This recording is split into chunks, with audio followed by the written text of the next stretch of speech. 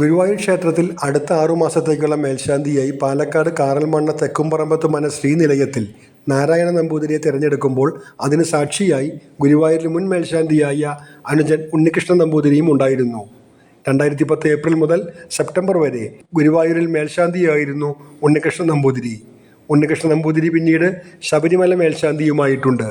Narayanan Namboothiri Guruvayur മേൽശാന്തിയായി March 31 രാത്രി സ്ഥാനമേൽക്കും. 49 പേരാണ് ഇത്തവണ മേൽശാന്തി സ്ഥാനത്തേക്ക് തന്ത്രിയുമായുള്ള അഭിമുഖത്തിനെത്തിയിരുന്നത്. യോഗ്യത നേടിയ 35 പേരുടെ പേരുകൾ എഴുതി ഉച്ചപൂജ കഴിഞ്ഞ് നട തുറന്ന ശേഷം നിലവിലെ മേൽശാന്തി മൂർത്തിയെടുത്ത സുധാകരൻ നമ്പൂതിരി നറുക്കെടുത്തു. നേരത്തെ 20 തവണയോളം അപേക്ഷിച്ചിട്ടുണ്ടെങ്കിലും ആദ്യമായാണ് തനിക്ക് അവസരം ലഭിച്ചതെന്ന് നാരായണൻ നമ്പൂതിരി പറഞ്ഞു. 20 കൂടുതലായിട്ടുണ്ട്, ആദ്യമായിട്ടാണ് കിട്ടുന്നത്. തന്ത്രി Chennas Dinesh Namboothiripad, Devaswom chairman A V Gopinath, ഭരണസമിതി അംഗങ്ങളായ Mallissery Parameswaran Namboothiripad, C Manoj, K S Balagopal, administrator O B Arunkumar എന്നിവരുടെ സാന്നിധ്യത്തിലായിരുന്നു നറുക്കെടുപ്പ്. മേൽശാന്തിയായി തിരഞ്ഞെടുക്കപ്പെട്ട നാരായണൻ നമ്പൂതിരി പാലക്കാട് ഇല്ലിക്കോട്ട് കുരിശ് ശിവക്ഷേത്രത്തിലെ നിലവിലെ മേൽശാന്തിയാണ്. ബംഗളൂരു, മുംബൈ എന്നിവിടങ്ങളിൽ ക്ഷേത്രങ്ങളിൽ പൂജാരിയായിട്ടുണ്ട്.